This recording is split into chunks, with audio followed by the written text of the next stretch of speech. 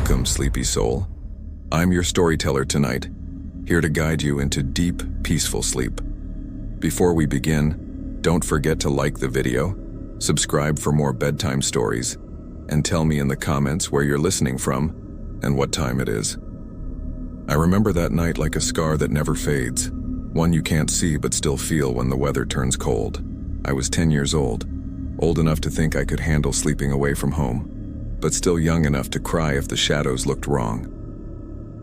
It was early November in northern Washington, the kind of cold where the air smells like rain and pine, sharp and alive.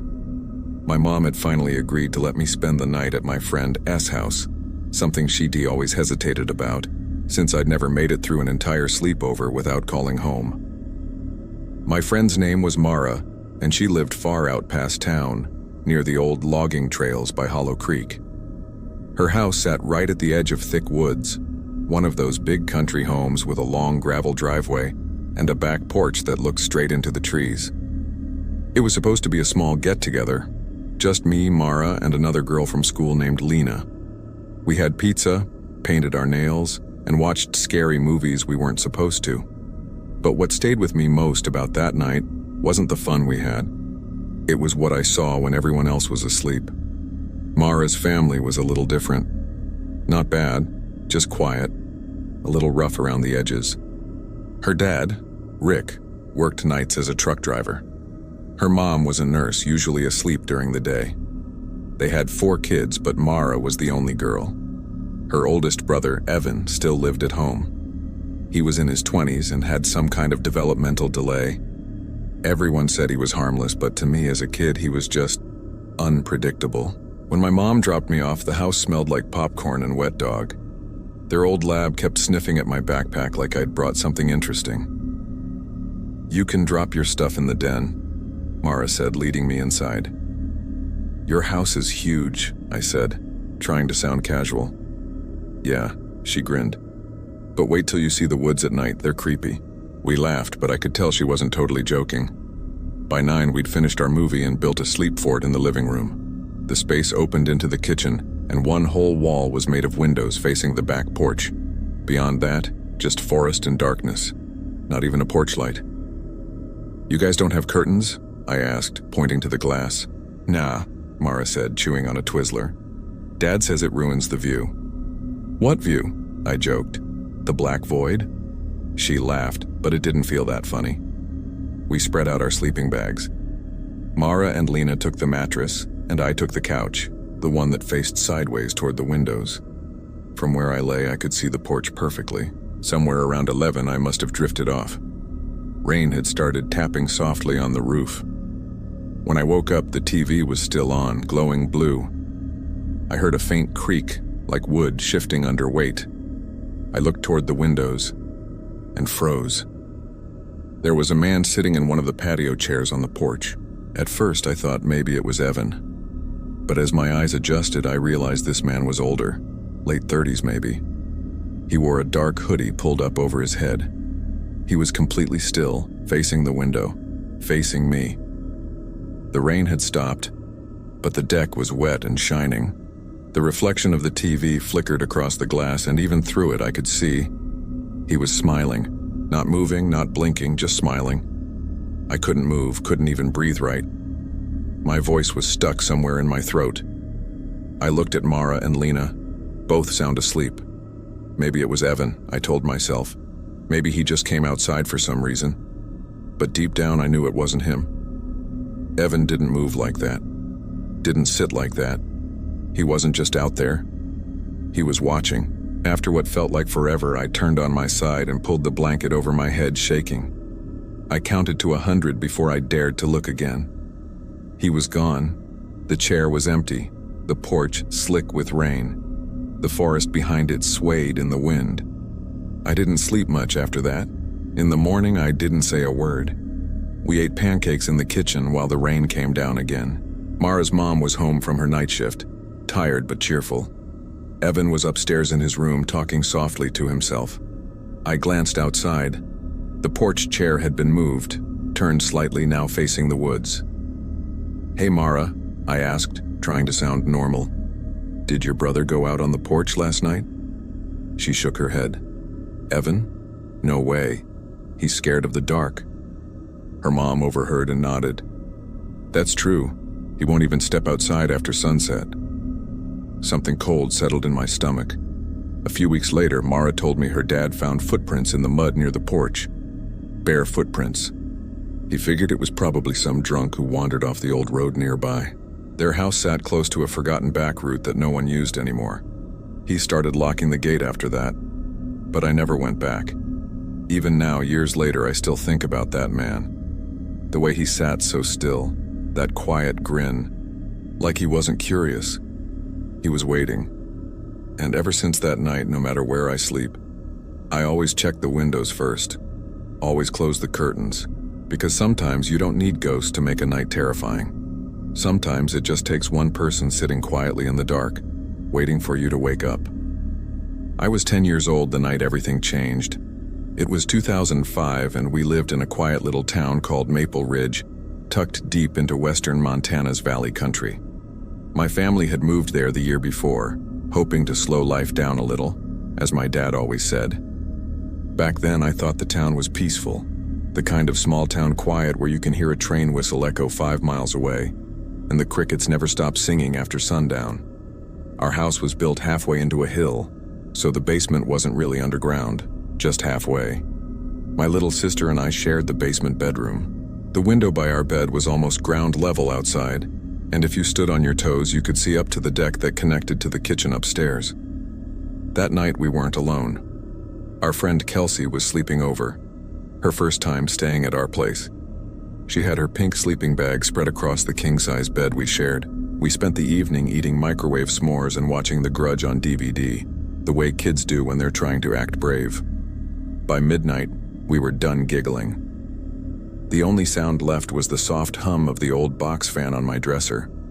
I was half asleep when Kelsey whispered, "Hey, you guys, look." I blinked hard and rolled over. She was sitting up, her face dimly lit by the moonlight through the curtain. "There's a deer on your deck," she said, pointing toward the window. I pushed the blanket back and peeked through the glass. Sure enough, up near the kitchen deck, something was moving. At first, it looked exactly like a deer, a tall, still silhouette near the railing. It wasn't unusual. Deer wandered around all the time. I mumbled, "Yeah, probably just looking for birdseed," and laid back down. But Kelsey didn't. I could hear her breathing, quick, nervous. "Why is it not moving?" she whispered. "It's just standing there." "Because it's a deer," my sister mumbled, her voice thick with sleep. Kelsey didn't answer. I closed my eyes, but something about her silence made me look again. She was staring straight through the window, not blinking. "Okay, seriously, what?" I asked. She whispered, barely audible, "I don't think that's a deer." That sentence hit me like a bucket of cold water. I sat up and squinted through the window. The shape shifted. Not a four-legged figure anymore, but tall, upright. My chest went tight.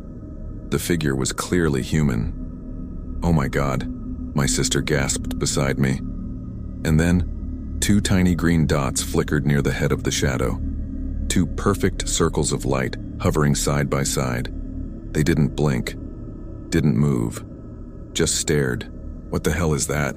Kelsey whispered. I couldn't speak. My stomach twisted like I'd swallowed ice. The green lights moved slightly, sweeping left to right, scanning slowly toward the kitchen window upstairs. "Binoculars," I finally choked out. "He's watching the kitchen." We all ducked down instinctively, hearts pounding so loud it felt like the sound filled the room. None of us wanted to move, but we knew our parents were upstairs, right where that man was looking. "I'm not going up there," my sister whispered. "He'll see me." We sat there frozen, terrified, thinking of what to do. My mind raced, the hallway light, the creaky steps, the open deck window. Then Kelsey grabbed her pink flip phone, a chunky little Nokia with a butterfly sticker on it. "I'll call your house phone," she whispered. The May ringtone echoed loud and clear in the upstairs kitchen. The second it started ringing, the shadow moved. Fast. We saw it jerk back, then sprint off the deck. The heavy footsteps thudded across the boards and vanished into the dark. We bolted. All three of us ran screaming up the stairs, tripping over each other, shouting, "Dad, Dad, someone was outside!" My dad came out of his room half asleep, wearing plaid pajama pants.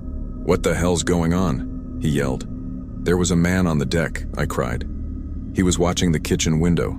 He had green lights, like goggles or something." My mom's face went pale. She grabbed the cordless phone and dialed 911. My dad shut off the kitchen light and peered out through the glass, flashlight in hand, scanning the backyard. Nothing. Just darkness. When the police arrived about 15 minutes later, they walked the deck, checked the yard, and shined their flashlights toward the tree line. The man was gone. One of the officers, a tall guy with a thick mustache, said, "Probably just some drunk passing through, folks. Happens now and then." But even he didn't sound convinced. 2 weeks before that night, flyers had been taped to every mailbox in town. My mom had one stuck to the fridge. I remember the black and white mugshot burned into my brain. A man named Henry Lusk. The notice said he was a person of interest in several violent offenses and was believed to be hiding somewhere near town. My mom was the type to over-worry, so one day she even drove by the address listed on the flyer. "That's the place," she said quietly as we passed. "You kids don't ever go near that street, you hear me?" The house was only 3 streets over, a pale blue duplex with no porch light. It looked so ordinary, so harmless. After that, she wouldn't let us ride our bikes after dinner. She double-checked every lock before bed. My dad teased her for being paranoid, but 2 months later, they caught Henry in Idaho. When the story broke, it was everywhere. The man had kidnapped 2 kids and murdered their family. During interrogation, he confessed that before those crimes, he'd been scouting homes in Montana, using night vision goggles to watch children through their windows. I remember watching the footage on TV, the police escorting him in handcuffs, and feeling my stomach drop. Same hollow eyes, same thin face I'd seen on that flyer, and those same glowing green dots. I never told my parents that years later I found an old online forum, some archive site with his writings. The site got taken down eventually, but I'll never forget one entry. He wrote about a house in Montana with a basement window facing a deck, where he'd spotted 2 small girls through the glass but got spooked when a phone rang. That was us. Even now, almost 20 years later, I can't sleep in a basement room.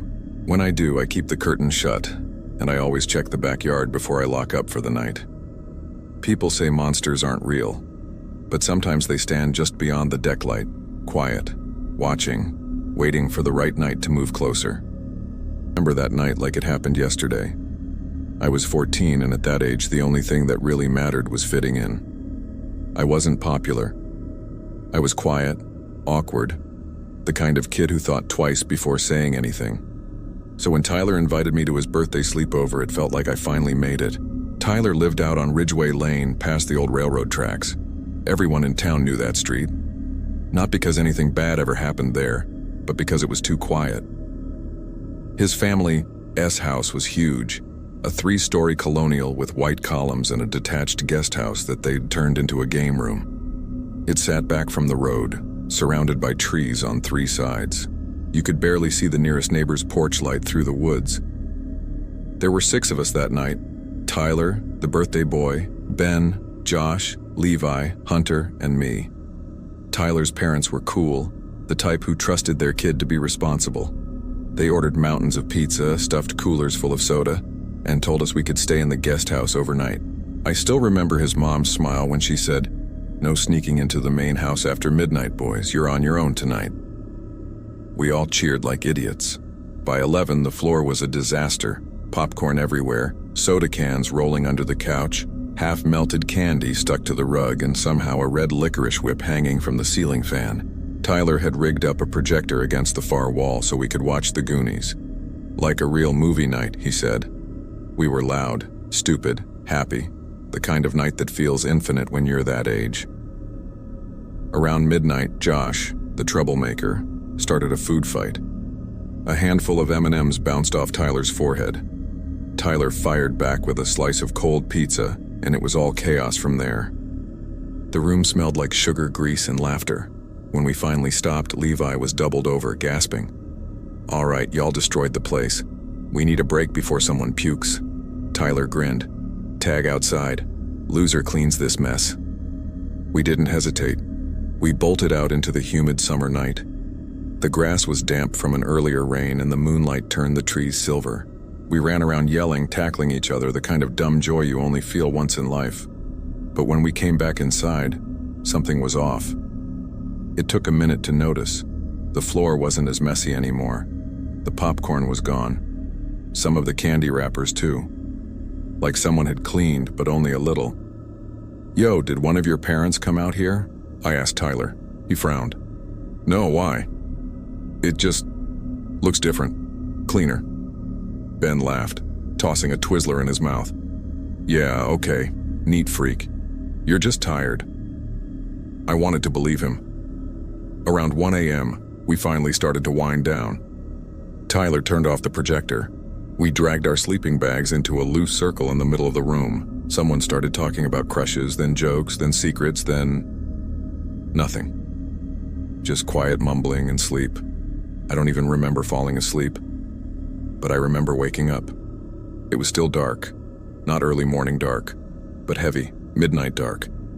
The kind where the air feels thick. I didn't hear anyone snoring. Actually, I didn't hear anything. Just the faint hum of the mini fridge, and something else. A soft dragging sound, like fabric sliding across carpet. Then, thump. I sat up, heart pounding, blinking hard to adjust my eyes.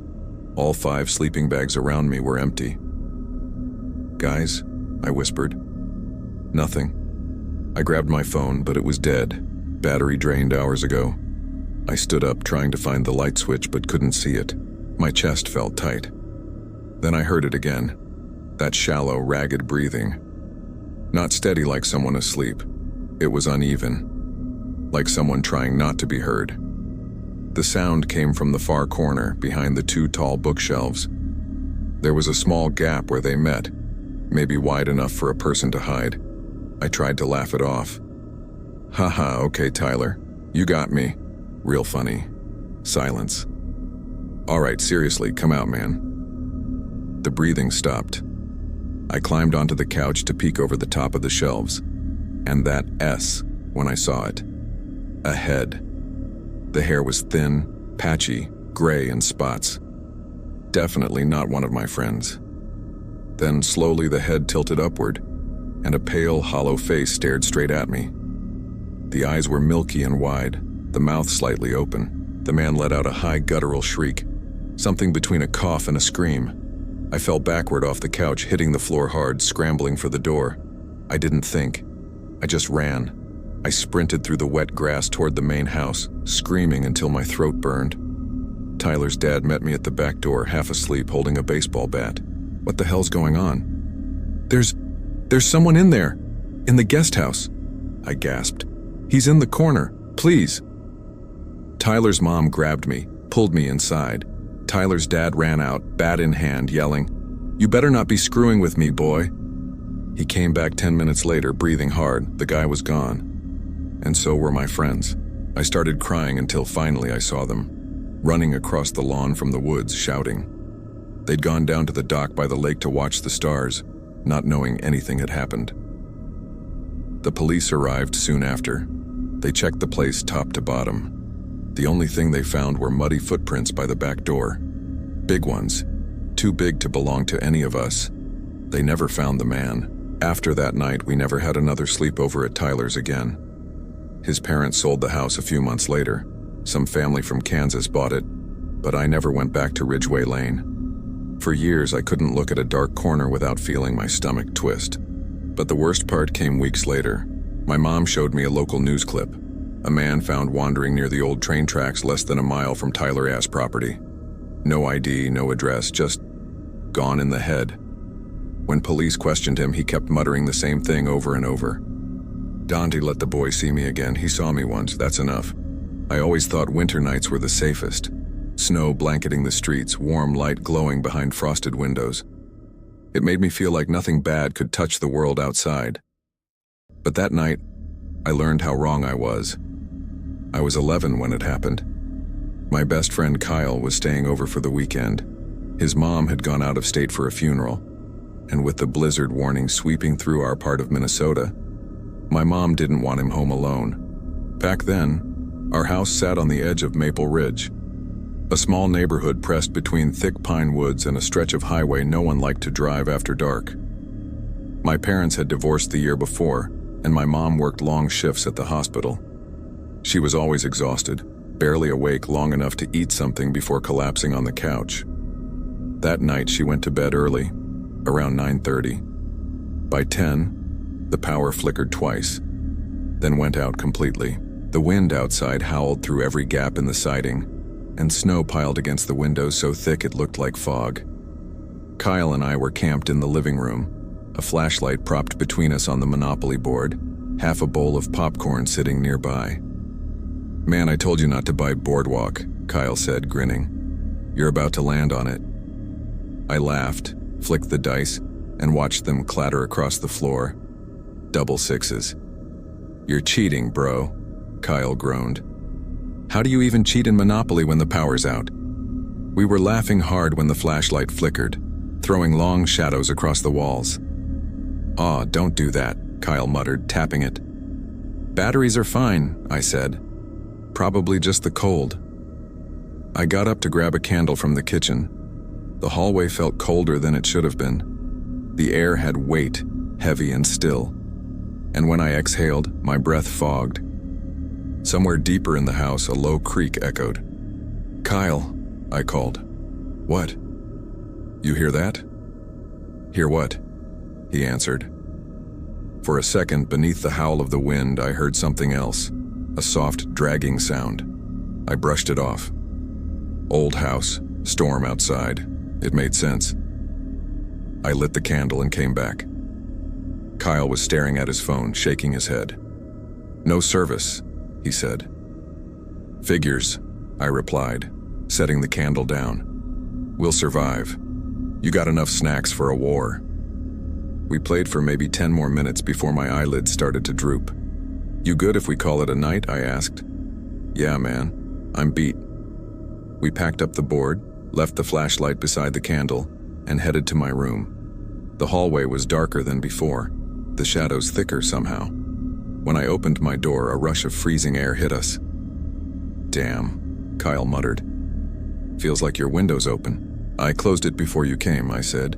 But when I looked, the latch was loose and snow had blown in, scattering across my desk. I locked it tight and pulled the curtain.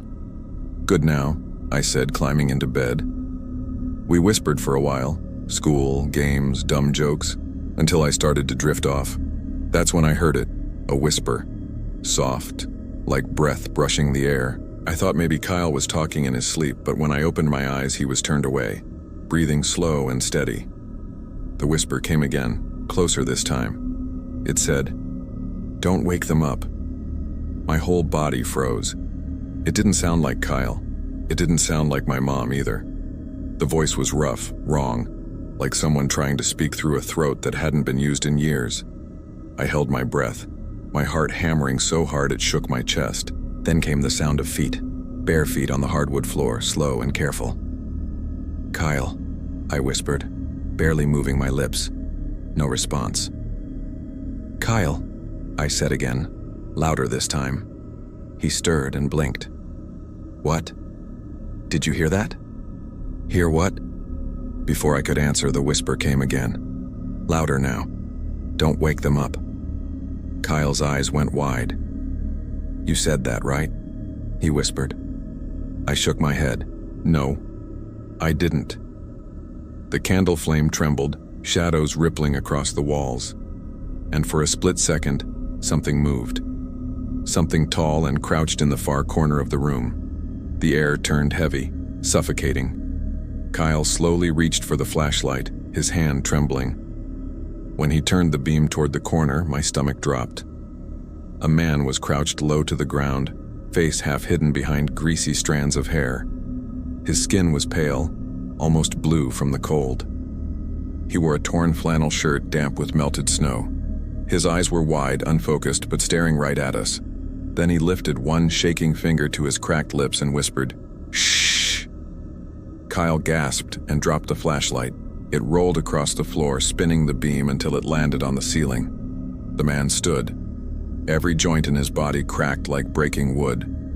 He was tall, too tall, and barefoot. His feet were blackened with dirt and snow. I couldn't move. My throat locked up. "Kyle," I finally managed to whisper. "Run." He didn't hesitate. He grabbed my arm, yanked me off the bed, and we bolted. The floorboards groaned beneath us as we tore down the hallway. Behind us, heavy footsteps pounded.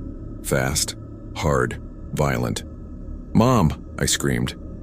The doorknob to her room rattled just as we reached it. She opened the door, startled and disoriented. "What's going on?" "There's someone in the house," Kyle yelled. She slammed the door and locked it just as something crashed into it from the other side. The frame shuddered. The hinges screamed. My mom grabbed the phone, hands shaking so badly she almost dropped it. "Please," she sobbed into the receiver. "Someone's in our house. He's trying to break in." The thing on the other side growled, low and animal-like. Then came the voice again, broken and rasping. "Open the door. Don't make a sound." He slammed against it again. The wood cracked near the lock. "Please hurry," my mom cried into the phone. Then, silence. The pounding stopped.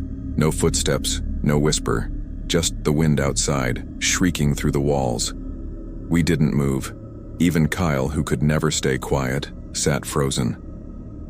It felt like forever before the distant sirens began to cut through the blizzard. Blue and red lights flashed across the snow outside. When the police came, they swept through the house. Every room, every corner. They found the back door cracked open, snow blown across the kitchen floor. But no man. No footprints. Just melted water pooling near the threshold. One of the officers, tall, calm, with a flashlight, walked to my room. "You said this was closed before tonight?" he asked. "Yeah," I said. "Locked too." He frowned. No forced entry. He leaned closer, shining his light across the glass. There, faintly smeared on the window, were letters, traced backward so they could only be read from inside. In shaky writing it said, "Don't tell." We didn't go back that night. My mom took us to a motel near town and kept the lights on until sunrise. She changed every lock, installed alarms, even new windows. But even now, years later, I still hear that whisper sometimes when the wind howls through the trees. And every winter night, I still check my window latch twice before bed. Because some things don't leave when morning comes. They just wait for the dark to return. I remember that summer night like it was burned into my brain. I was 13, awkward as hell. With braces and a bowl cut my mom insisted looked handsome. It absolutely didn't. I was spending the weekend at my friend Ben's farm just outside a small Iowa town, about an hour from where I lived. It was his birthday that day. Nothing crazy. Some classmates came over, ate too much pizza, swam, and left once the sun dipped. Only me and Kyle, Ben's closest friends, were allowed to stay the night. His parents told us we could swim under the stars, just to keep the noise low so the animals could rest. At that age, something about the countryside feels magical. No traffic. No city lights, just crickets chirping and the slow hum of distant wind turbines cutting through the quiet. By the time it was fully dark, the air smelled like grass and chlorine, and the sky was scattered with stars. We slipped back into the pool, our laughter echoing into the open fields. Ben splashed Kyle and shouted, "Dude, you're blind as hell. You missed me by like 10 feet. Kyle grinned and shot back, "Shut up, man. At least I can aim better than your birthday shots earlier." I dunked under and surfaced again, water dripping down my face. "You both suck." We swam for what felt like hours. Everything around the farm was still, the cows quiet, the goats silent in their pen. It was peaceful in that eerie, empty way country nights can be. By 9:30 p.m., we finally climbed out, shivering as the cool air hit our skin. I wrapped myself in a towel and stood on the back deck, staring across the dark stretch of land behind the pool. Beyond the fence was a huge cornfield, miles of it black and rustling in the wind. That's when I noticed something strange. A section of the corn moved. At first I blamed the wind, but it was too deliberate, more like something large darting through it. The movement stopped, then started again 10 feet over. I squinted. "Hey, you guys see that?" Ben looked up while drying off. "What? The corn?" "Yeah," I whispered. "It's moving weird. Like something's in there." Before he could answer, an owl hooted behind us loud, unnaturally loud. I jumped and spun around. There, perched on the wooden railing not 10 feet away, was an owl staring straight at me. Its head tilted, eyes wide and glassy. It didn't blink. It just stared. Something about it felt wrong. Beautiful, but wrong. Then Ben's voice cut through the silence, shaky, urgent. "Ryan, get inside, now." I turned, confused. "What? Why?" He didn't explain, just grabbed my arm and pulled me toward the sliding door. "There's something in the cornfield." Kyle followed close behind, gripping his towel. We rushed inside, slammed the door, and locked it. Ben's dad kept a hunting rifle by the mudroom. I noticed Ben glance at it before closing the blinds. "Dude, what's going on?" I asked. Ben swallowed hard, face pale.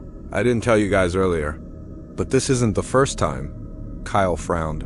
"What do you mean not the first time?" Ben rubbed his arms. "Every summer when I swim at night, I see something in the corn. Always watching. Sometimes it moves closer. My dad says it's just animals, but..." He trailed off, staring toward the dark window. My stomach tightened. The house felt too quiet. I walked to the kitchen window, which faced the field, trying to prove it was nothing. At first, everything looked normal, the fence line, the tops of the stalks swaying gently. "See?" I said. "It's probably just..." I stopped. The same section of corn shifted again, steady this time, closer. "Then," I whispered. "Look." He joined me. "That's the spot. Right there." Kyle pressed against the glass. "Holy crap. It's actually moving." For 5 long minutes, we watched in silence. The stalks rocked back and forth, and I could swear I heard faint footsteps crunching on the dirt. Suddenly, Kyle gasped and stumbled back, eyes huge. "What?" I snapped. "What did you see?" He pointed with a shaking hand. "Right there." Between the rows, I leaned closer, and my stomach dropped. A figure stood just inside the edge of the cornfield, tall, human-shaped. It stepped forward slightly, and moonlight touched its face, or what looked like a pale, glowing face. "No features, just a shape," Ben whispered. "That's not one of my neighbors. I don't think..." The figure tilted its head, scanning the yard like it was looking for us. My heart hammered so hard I felt it in my throat. "Dude, close the curtain," Kyle hissed. But Ben didn't move. He was frozen. The figure then turned and began walking parallel to the corn rows, circling the property. Ben finally yanked the blinds shut. "We're telling my dad." We ran down the hallway and found his parents watching TV. Mr. Lawson frowned when he saw our faces. "What's wrong?" he asked, muting the screen. "There's someone out there," Ben said breathlessly. "In the corn." "A man," I added. "We saw him." For a moment I thought he wouldn't believe us. But he stood up fast, grabbed his flashlight, and headed to the back door. "You 3 stay here?" We, of course, followed anyway. Through the blinds, we watched him step outside, sweeping the flashlight across the yard. At first, nothing. Then the beam caught movement, a tall, dark figure halfway between the fence and the corn. "Hey!" Mr. Lawson shouted. "You've got 5 seconds to tell me what the hell you redoing on my property." The man didn't respond. He just stood there, motionless. "Who are you?" Mr. Lawson yelled again. "Answer me, or I'm calling the sheriff." That's when the figure finally spoke. A low, raspy voice drifting across the yard. "You shouldn't be out after dark." My blood turned to ice. Mr. Lawson stepped forward, flashlight trembling. "Get off my land." The man tilted his head, then slowly backed into the corn until he vanished. The stalks rustled violently as he retreated. We stood frozen. Mr. Lawson came back in, locked the door, and told Mrs. Lawson to call Sheriff Harmon. 15 minutes later, red and blue lights flashed across the barn as a patrol car arrived. The sheriff took our statements, then went out with Mr. Lawson to check the field. They were gone a long time. When they returned, both looked unsettled. "There's a set of boot prints," the sheriff said quietly. "Fresh ones. Whoever it was walked all the way from the north end of the property." Ben looked sick. "Do you know who it was?" The sheriff sighed. "Might have been your neighbor, Mr. Doyle. Been causing trouble lately, trespassing, odd behavior." We'll pay him a visit. That night, we barely slept. Ben's mom made us hot cocoa to calm us down, but every creak made me jump. Around 2 a.m., I got up to use the bathroom and made the mistake of glancing out the small window. The cornfield looked still and black, but for a second, I thought I saw something duck down. I went back to bed and pulled the blanket over my head. The next morning, the sheriff returned. They spoke to Mr. Doyle. He denied everything. No evidence. No arrest. Mr. Lawson got a restraining order. A few weeks later, Ben told me they put up new lights along the back fence. But sometimes at night, he still heard something moving in the corn. And every time I hear an owl hoot, I remember those glassy eyes staring like they were warning me. Sometimes I still dream about that voice in the dark. You shouldn't be out after dark. And when I wake up, I swear I can still hear the corn sway. I still remember that summer like it was yesterday, the kind of summer where the days melt together, where every night smells like cut grass and gasoline, and where sleepovers weren't just plans, they were traditions. I was 16, living in a small town outside Tulsa, Oklahoma. My best friend was Aaron, and we were basically glued at the hip. We'd skate around the cul-de-sac, eat gas station pizza almost every evening, and crash at each other's houses whenever we could. His family was loud, chaotic, and warm, the kind of home that instantly felt like a second one to me. That's where I met his cousin Ryan for the first time. Ryan was older than us by about 4 years, maybe 20 or 21 at the time. He had that cool older guy vibe, a tattooed forearm, a beat-up truck, and a confidence that made kids like me look up to him instantly. He was funny too, in that dry, effortless way adults sometimes are. He'd hang around Aaron S. house every couple weekends when he wasn't doing construction jobs around town. After a few hangouts, he and I got along surprisingly well. He'd take us to the skate park sometimes, or help us fix our bikes. Nothing about him ever felt off, nothing, and that's what makes everything that happened afterward impossible to forget. It started one evening near the end of July. The sun was dipping low, turning the sky soft orange, and the cicadas were screaming. Aaron had gone out of town for a family thing, and I was just wasting time at home when Ryan texted me out of nowhere. "Ryan, yo man, you trying to chill tonight? Got a new gaming setup at my place. You'll love it." I hesitated for a second. I didn't even know where he lived, but he'd always been cool with me, and honestly, I didn't have anything better to do, so I said yes. Me, "Yeah, man, I'm down. You picking me up?" Ryan, "Yeah, I'll swing by around 8. Bring your controller." I told my mom I was staying at Aaron's cousin's place for the night. She didn't question it. She liked Ryan. Everyone liked Ryan. At around 8:15, headlights rolled up in front of my house. The truck idled with that deep growl old pickups make. I tossed my backpack onto the back seat and climbed in. "Yo," I said, buckling up. "This your new setup?" Ryan grinned, one hand on the wheel. "Hell yeah." Curved monitor, surround sound, whole deal. "Gonna blow your mind." He threw the truck into drive and headed down the road. At first, everything felt totally normal. We talked about music, how much school sucked, the stupid stuff Aaron did when he was drunk. Ryan even bought us sodas from a drive-thru. But then I noticed something. We weren't heading toward town. In fact, we were going the opposite direction, past the last gas station, past the quiet neighborhoods, out toward a road I didn't recognize. Where exactly do you live again?" I asked. Ryan didn't answer right away. He just nodded to the music playing faintly sung country rock song. Then, without looking at me, he said, "Just a little out of town. You'll see. It's peaceful. Too much noise around people." I nodded, but something in my gut twisted. The sky was now completely black except for a sliver of moonlight, and there were no houses, no streetlights, no cars, just trees and empty roads stretching forever. "Damn," I muttered. "You really live out here?" Ryan let out a low chuckle. "Yeah, gotta keep some distance, you know. World's full of crazy people." He smiled when he said it, but his eyes didn't match the smile. About 30 minutes later, the tension inside me had grown so tight it felt like a fist. We'd been driving so long I couldn't even guess where we were. My phone had lost signal. The music was turned down so low that I could hear the tires crunching gravel beneath us. "Hey, Ryan," I said carefully, "how much longer?" "I want to text my mom before I lose service completely." He turned his head toward me just for a second and his face was blank.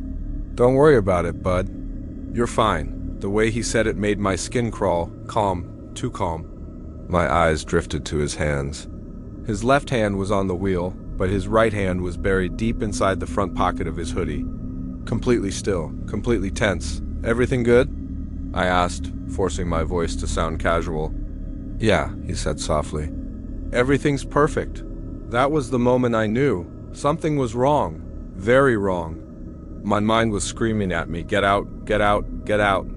I slid my hand slowly toward the door handle, trying not to draw attention. Then I heard him mumble something under his breath so quiet I barely caught it. Should have been quicker about this. My heart stopped. What did you say?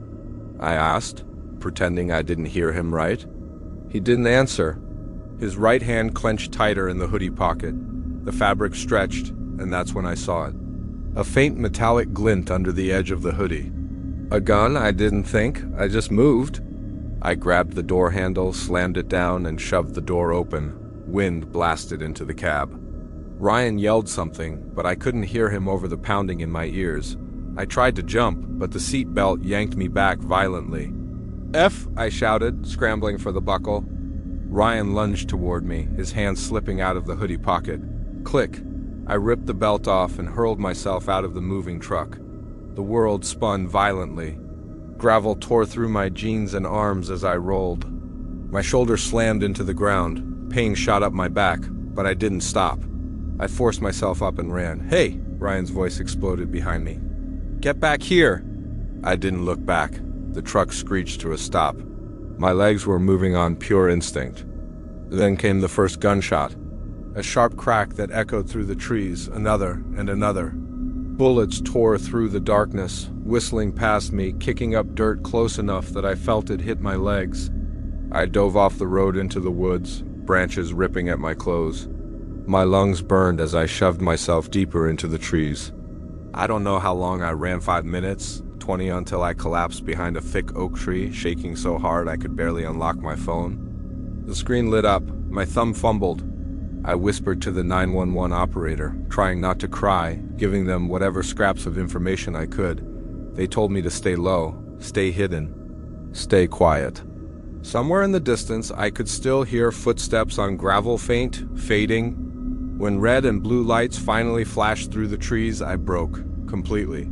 The police found Ryan's truck abandoned about a mile from where I had jumped. They searched the woods all night, but they didn't find him until almost 2 weeks later, hiding in a friend's trailer outside Muskogee. When they arrested him, he confessed. Said he had to prove himself to a local gang in North Tulsa. Said he picked me because I was easy. Because no one would notice right away. He said my name during the confession, like it was nothing. I never saw him again after the trial. And I never went to any of Aaron's family gatherings after that. He understood. He didn't ask me to. Sometimes at night when I can't sleep, I still see those headlights. Still hear gravel crunching under those tires. Still feel the seatbelt cutting into my chest. And if there's one thing I learned from that night, it's this. Just because someone offers you a ride doesn't mean you re-safe, not even if they smile. Not even if you know them. Because not every sleepover ends with breakfast in the morning. I still remember the way the streetlights hummed that night, that soft electrical whine that always came before the buzz of summer cicadas. I was 12, just finishing 6th grade, and for the first time, I'd been invited to sleep over at my friend Natalie's house. Her neighborhood sat tucked behind a set of railroad tracks, quiet, too quiet, like the houses were always watching. Mom hesitated to let me go.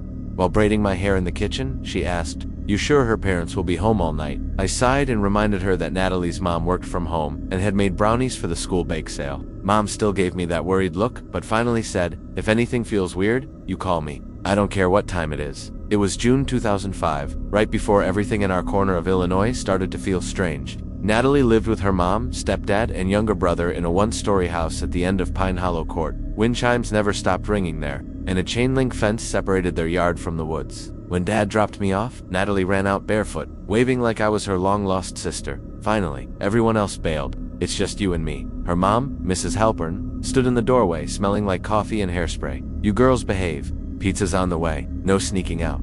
We laughed, but she wasn't joking. After dinner, we set up sleeping bags in the living room by the big picture window facing the backyard. Natalie put on a loud neon-colored movie. We tried to braid each other's hair but ended up with knots and giggles. For the first time in a while, I felt normal. My parents had been fighting. Dad traveling, Mom tinsel, the Halpern's house felt like a quiet escape.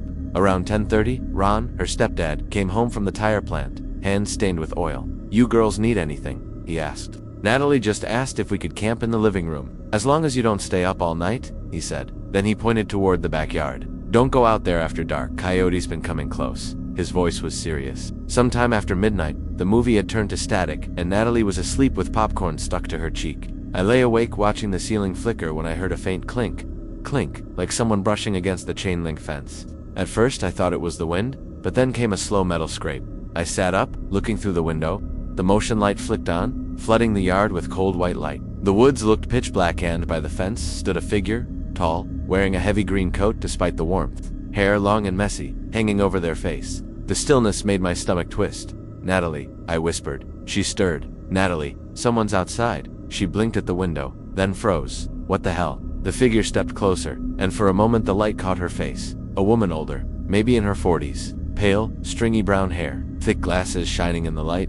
She wasn't looking at the house, she was looking directly at us. Natalie gasped and ducked behind the couch. I followed, heart pounding. "Wake your mom," I whispered. "Go." Natalie ran down the hall yelling. I peeked up. The woman was gone. Mrs. Halpern came rushing out in a robe with her phone where she snapped. "By the fence?" I said. Ron was already outside with a flashlight, sweeping the yard. Nothing, just trees, fence, and the empty swing set. After 5 long minutes he came back inside. "Nothing out there," he said. "Probably a shadow or an animal." It wasn't. I whispered. She was watching us. Ron sighed and said he'd check the camera in the morning. The next morning, over pancakes, Ron checked the security feed. "There's a glitch," he said. "Right at the time you girls said you saw someone. Whole section's just static." Mrs. Halpern frowned. He avoided our eyes.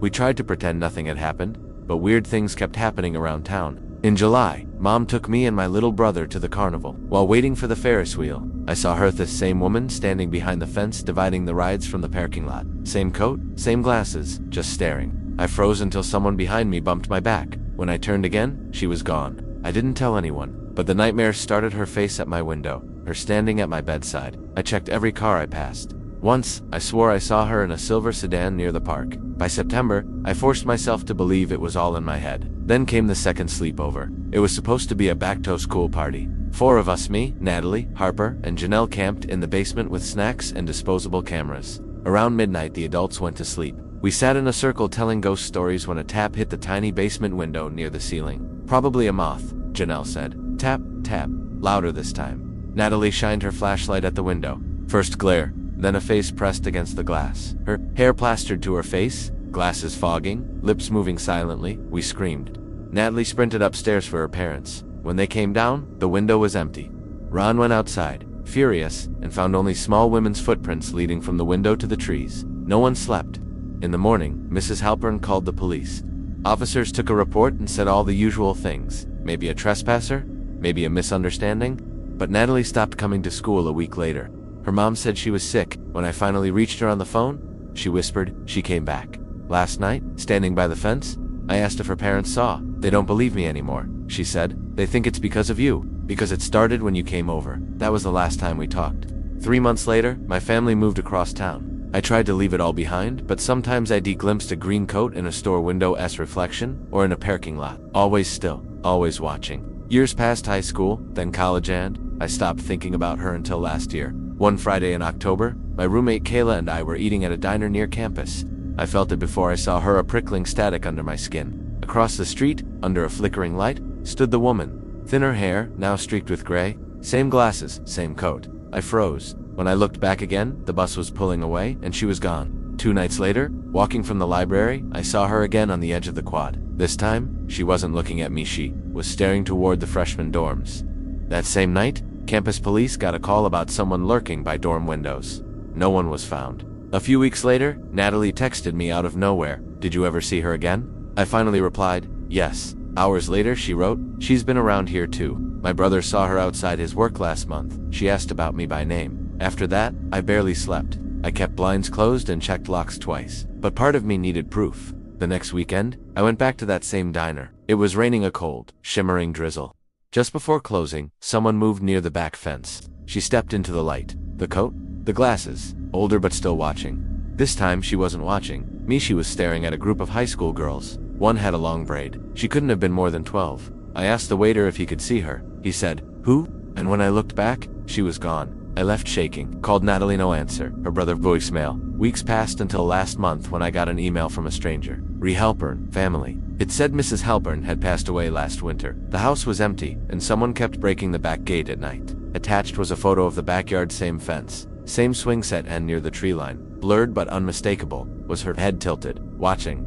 I showed Kayla, trying to laugh, but my voice cracked. She asked, "Who is she?" I didn't know. Maybe a neighbor, maybe someone who fixated on kids, maybe something worse. All I know is she never leaves. She finds someone new to watch. And sometimes, when I walk home at night, I feel that same hum in the air, that quiet buzz before the world goes silent, and I almost hear it, the clink, clink of a chain link fence. I don't look anymore. I just keep walking, because if she's still out there watching someone else, I'd rather not know who.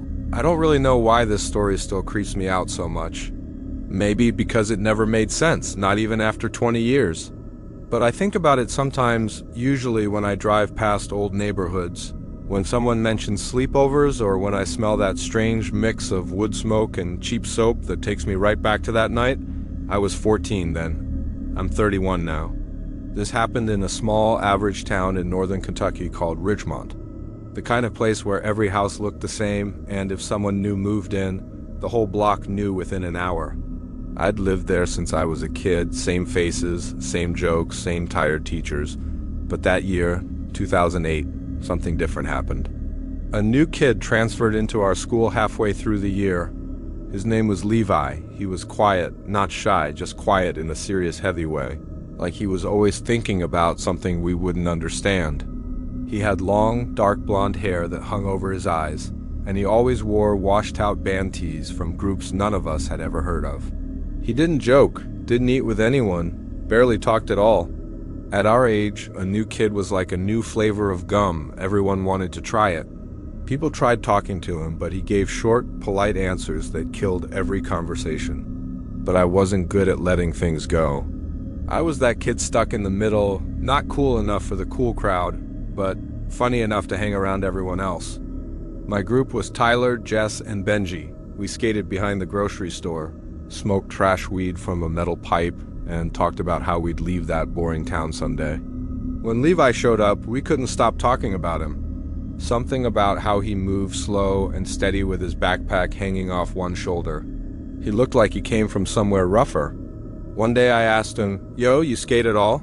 He looked up and said flatly, "I don't like people who skate." "Why? You think you're better or something?" "No," he shrugged. "I just think it's stupid to fall on purpose." Tyler cracked up when I told him. "Dude's a philosopher," he said.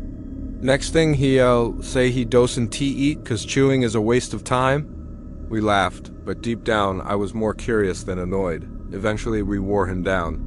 He started hanging near us after class, quiet but present, like a dog that never barked but still followed the group. Tyler raised a brow. "You serious?" Levi nodded. "My dad's cool with it. That was all we needed. A new kid's house? Gold. Maybe his parents were rich or had a gaming setup.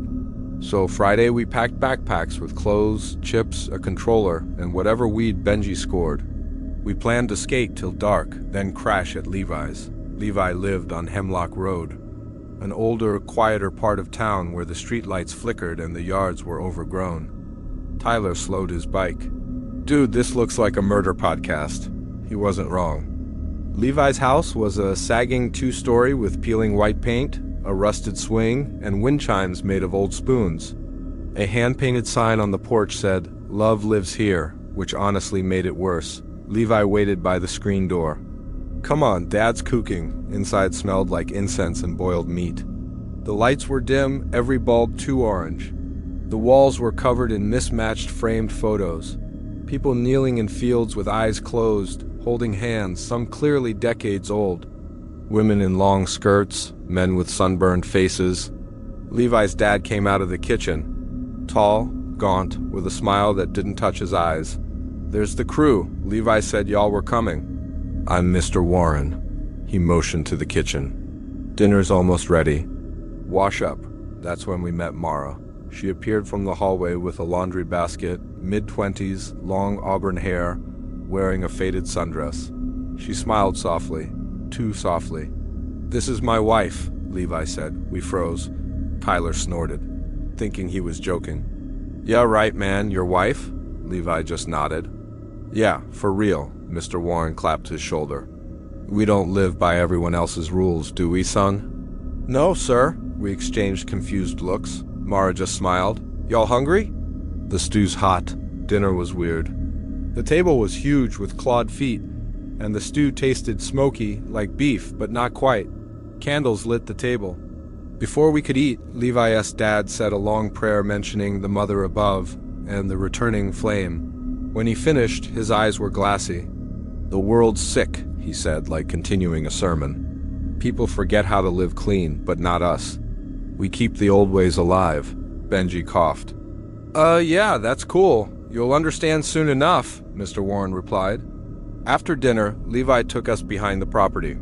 They had a lot stretching into woods and an old canal with piles of wooden boards and half-made ramps. "Want to skate?" Of course we did. We messed around for an hour until it got dark. Then his dad came out with a flashlight. "Inside, boys. Night's no time for play. Not angry, just final." Inside, we noticed something new. Every mirror was covered. Even the bathroom one. Tyler touched the sheet. "Why is this covered?" Levi's voice was sharp. "Don't take that off." "Why not?" "It's not for us to see ourselves tonight." That alone made the air heavy. Then things got worse. Mara told us we needed to cleanse before sleep. She filled the bathtub halfway with cloudy water, lit candles, and said we had to bathe one at a time. I laughed, thinking it was a joke. It wasn't. Levi's dad stood watching from the hallway. Tyler whispered to me, "Dude, this is messed up." "Just play along," I whispered back. Benji went first. He came out pale and quiet. "Don't drain the water," Mara said when it was my turn. The water was lukewarm with floating petals, or something like petals. I didn't look closely. As I sat there, I heard chanting in the hallway. Something inside me said, "Run." After the cleansing, they made us sit for evening reflection. Candles flickered while Mr. Warren spoke rhythmically about fire and rebirth, about washing away the world's dust. Halfway through, he stared directly at us, the outsiders. "You came here for a reason," he said. "You boys carry the rot of the world, but the mother is merciful. She offers a choice, stay, learn, become clean again." I forced a shaky laugh. Thanks, but we're good," he smiled thinly. "Nobody's good until the flame says so. That was it." I leaned to Tyler. "We're leaving." He nodded. We waited until Levi went upstairs with Mara and the house quieted. We grabbed our backpacks, headed for the door, but Mr. Warren's voice rose from behind the couch. "You can't leave before the mother's done with you." He stepped out holding something long and carved. Not a knife, but a rod with symbols. Tyler whispered, "Run." We bolted. The door stuck, then burst open. We ran across the yard, grabbed our bikes, and pedaled like hell into the dark. Behind us, I swear I heard a woman's voice yelling a chant or a curse. We didn't stop until we reached the main road. Tyler's face was white. Benji was crying, something I'd never seen. "What the hell was that?" I gasped. No one answered. We just kept riding. The next morning, my mom got a call. A woman's soft, slow voice left a message. "You shouldn't have left. He wasn't finished. The flame still burns for you." Mom thought it was a prank. I didn't. Levi didn't come to school on Monday or ever again. The principal asked if anyone had seen the Warren family. No one had. A week later, the house on Hemlock Road burned down. They said electrical fire, but neighbors swore they saw figures standing in the yard before the flames. The report said the fire started in the bathroom, where the water never drained. Years later, I tried finding Levi online. Nothing, no records, no posts, not even an obituary. I only found an old mention of his dad linked to a spiritual purification group active in the early 2000s. Most members were dead or missing. I still don't know what his family was. All I know is that whenever I smell incense or see covered mirrors, I feel my chest tighten, like something unfinished is waiting. I never went to another sleepover after that night, and I never rode my bike down Hemlock Road again. I still think about that night sometimes. Not every day, not every month, but every now and then it slips back into my mind. Usually late at night when I can't sleep, when the house feels too quiet, when every small creak sounds like something breathing behind the walls.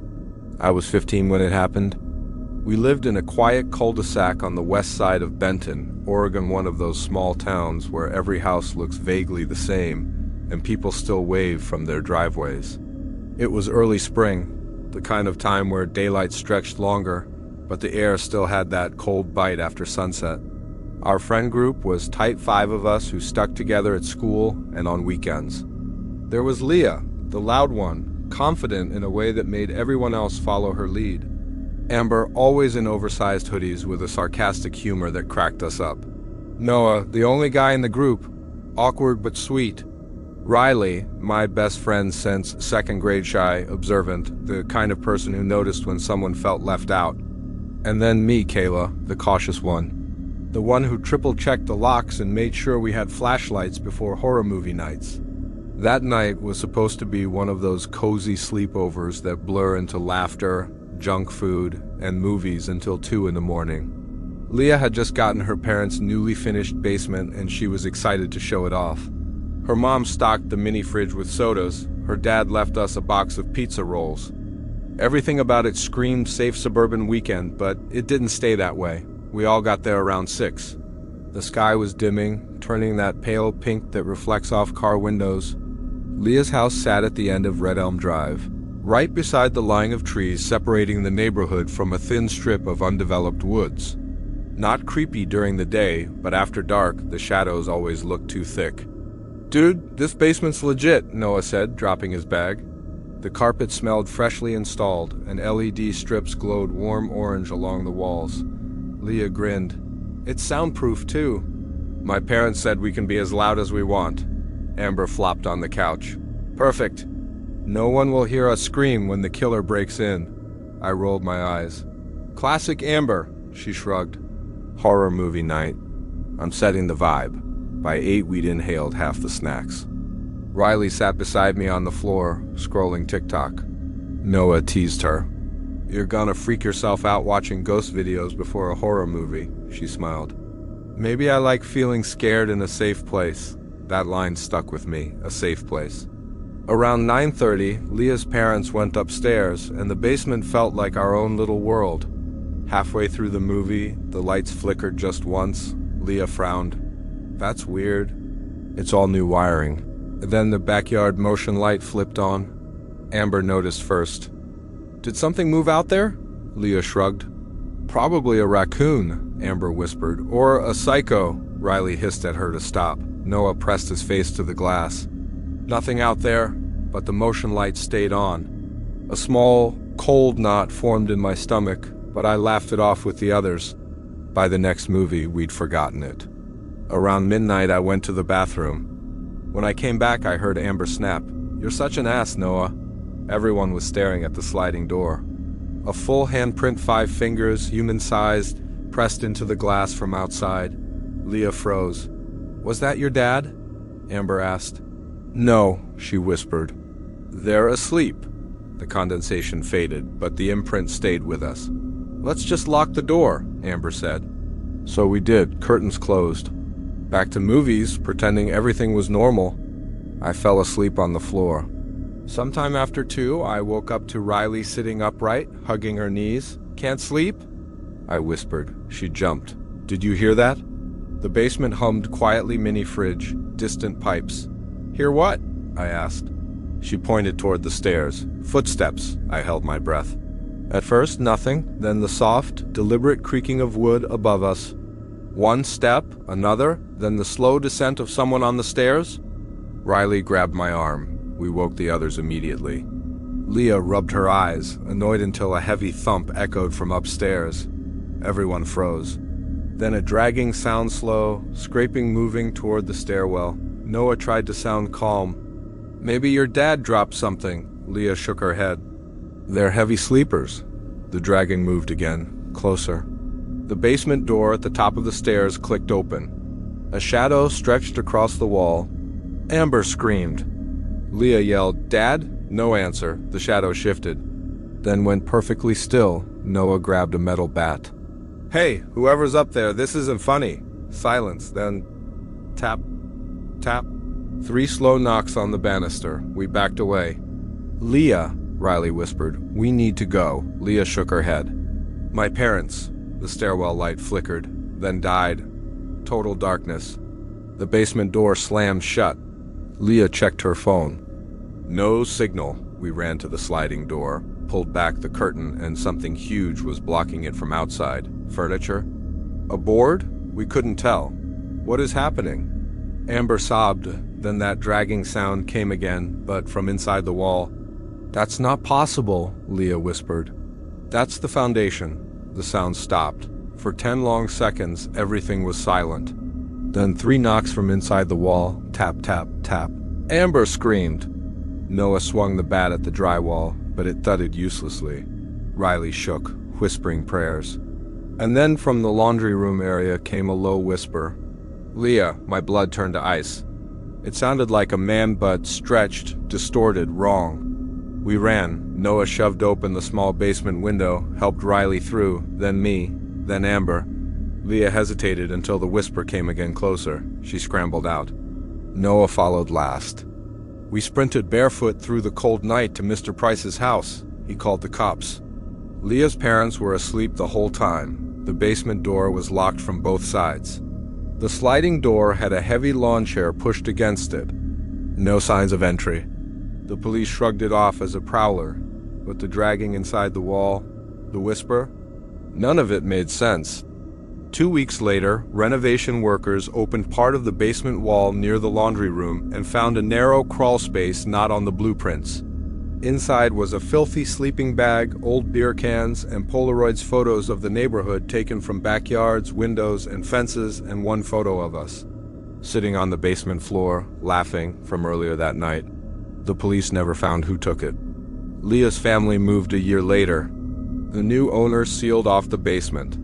But every time I visit home and pass Red Elm Drive, I think about that voice, how it said her name, how close it sounded, how it felt like it was right there with us, and how maybe, in some way, it never left.